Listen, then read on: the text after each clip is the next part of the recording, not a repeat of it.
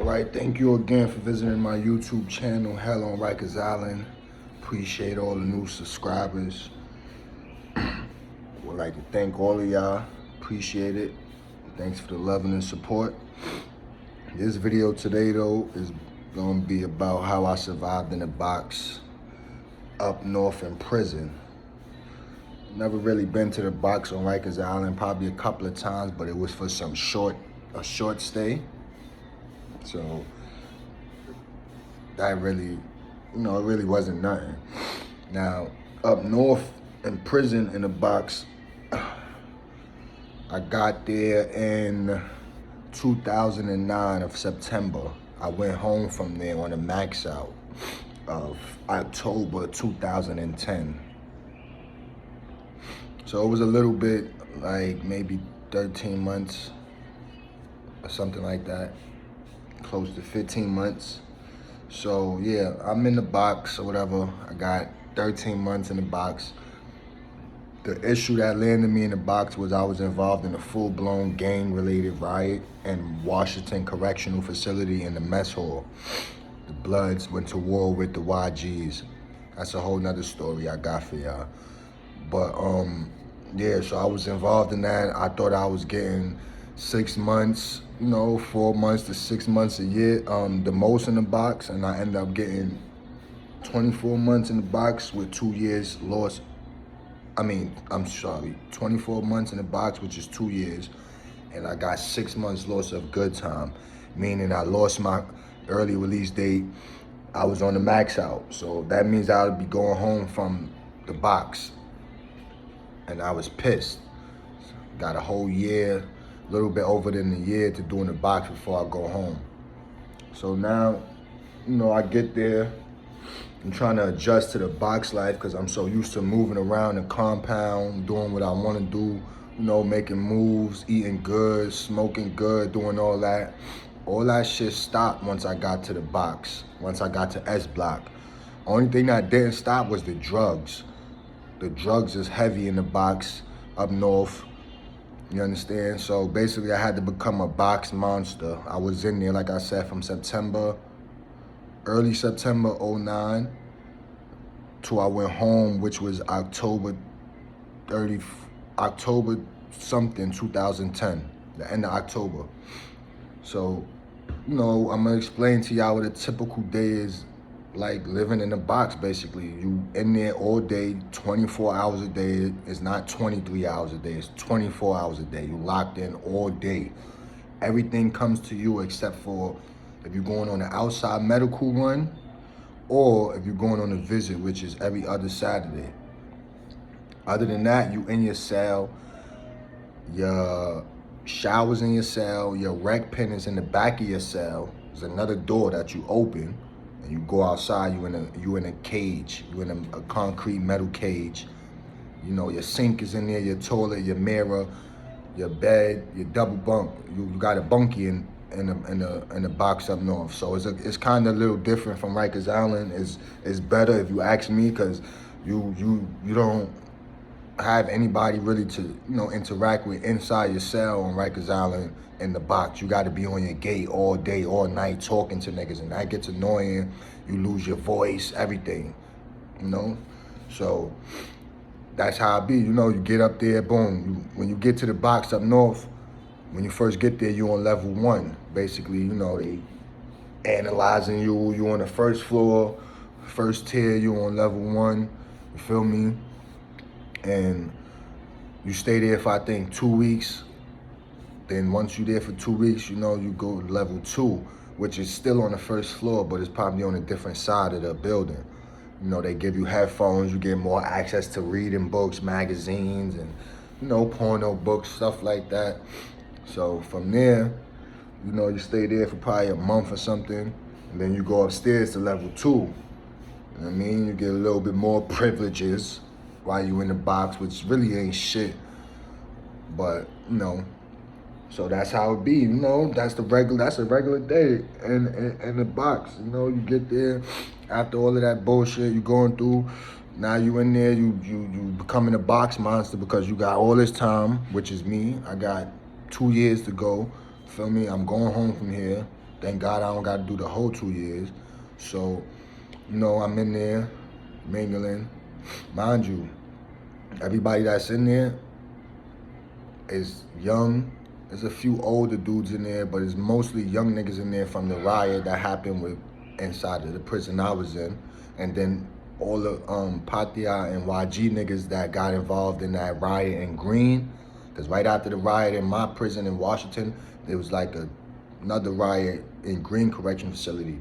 All of those young dudes, YGs and Patia, ended up coming to, a lot of them came to S Block, some of them went to Southport, some of them went to upstate Box, but a lot of them came to mid-state S Block, where I was at. Feel me? So it was like a whole reunion in that motherfucker. Then it was mad weed in there, mad drugs, so niggas is bitter. So I'm in there, I finally get to level 2, it's mad niggas in there that I know, like I said. Now niggas got the drugs in here, niggas got weed heavy. So I'm in there and I end up bunking up with some nigga from the Bronx named Jay. He was getting the bag, heavy. Every other week he was coming back with 2 ounces, some shit. So, that was my bunkie. We had everything. Like, we lived in a box really as box monsters. Everybody was selling their stamps to us because we had the weed.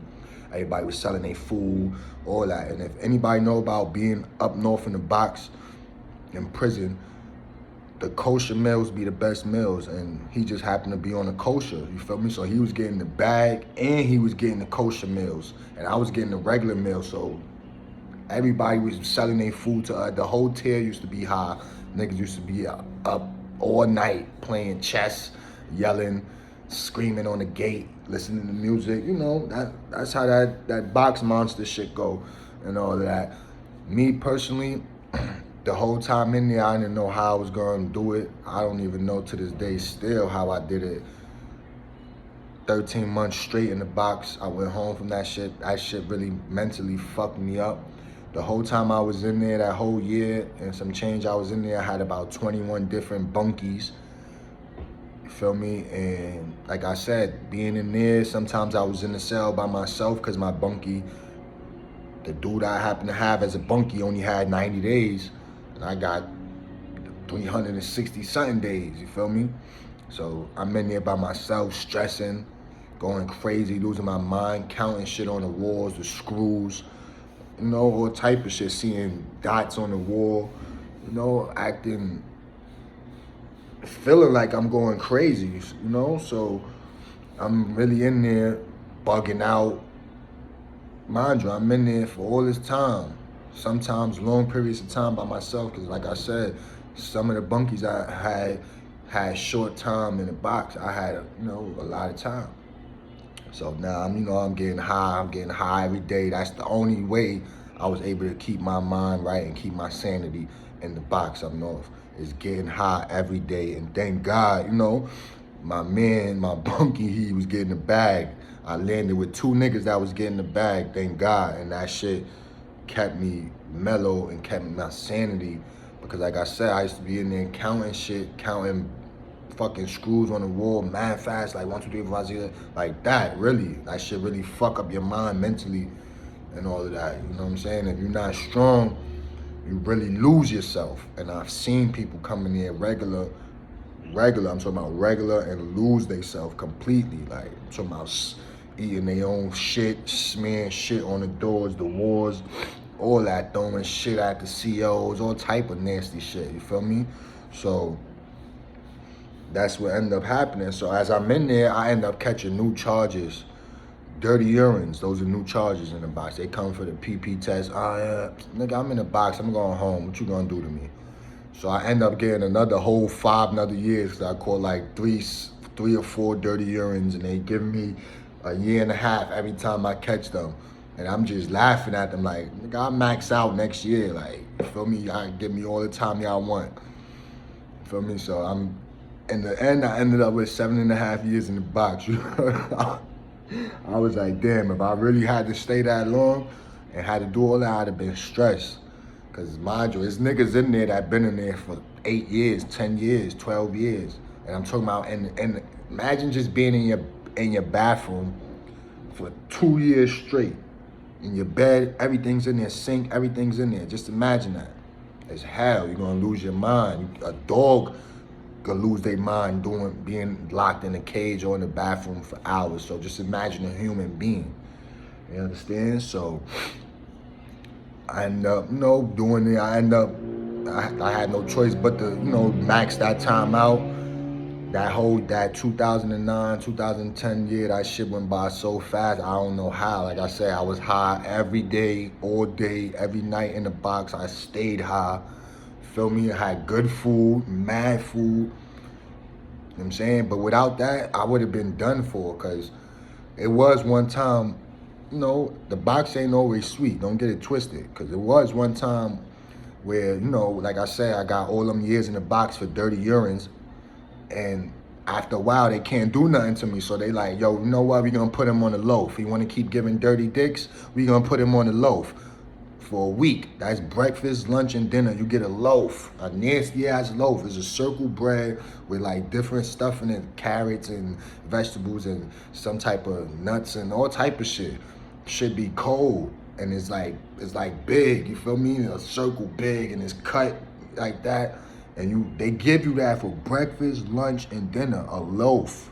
Feel me? Breakfast time in the box is at like 4 o'clock in the morning. Lunchtime is like 11:30. Dinner time is like fucking 3:30, 4 o'clock. So just think about it. Who feeding their kids at 4 o'clock in the afternoon and saying that's it, that's your dinner, and y'all not eating again until the next day? Who's doing that? Nobody, right? So that's the type of shit that happens in there.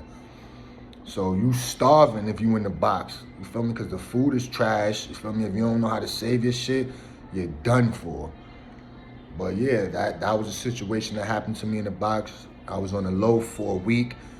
If you was ever up north and you know about the loaf, you know that shit ain't no joke. You starving basically for a week straight. I had my mans and shit sending me food and shit under the door, because that's the only way you could get food is by fishing. And everything got to come under the door. Everything got to go in a manila envelope. Everything got to get smashed and sent under the door. Yeah, that's how niggas get shit passed back and forth, because police is not passing nothing but books and shit like that. And that's if they want to be nice. You know what I'm saying? So always remember that I don't never talk about none of these stories to glorify them, because there's nothing to glorify. Being in the box up north, being in the box Rikers is garbage. It's trash. Shit is not for nobody. You know what I'm saying? Family is the only thing that matters, that shit matters. Family and getting the bag. You know what I'm saying? Prison, jail is not it no more. Niggas is getting old. Even for the young ones, you know what I'm saying? That's why I make these videos, to try to reach somebody, or somebody stop they self before they go commit that crime. You feel me? You never know. They might run across this video right before they about to start the commission of a crime, and it's like, you know what? That nigga ain't lying. I ain't doing shit. Y'all niggas go ahead. So, I mean, I don't never like to glorify none of this. I just like to share my testimony and my, my trials and tribulations that I had in life. And hopefully it'll reach a few people in the process, you know what I'm saying? And yeah, so that's how the box life is. Never to glorify, always to uplift and bring knowledge to the youth. You know what I'm saying? Again, I would like to thank all my new subscribers. If you're not subscribed yet, make sure you do. Hit that bell notification. Make sure you drop them comments, likes, and all of that. You know what I'm saying? Appreciate the love, man. I'll be back with another one real soon. Got some good videos for you guys. You know what I'm saying? Peace and love. Happy New Year's. Hope all of y'all had a blessed one. Had a blessed New Year's. Peace and love.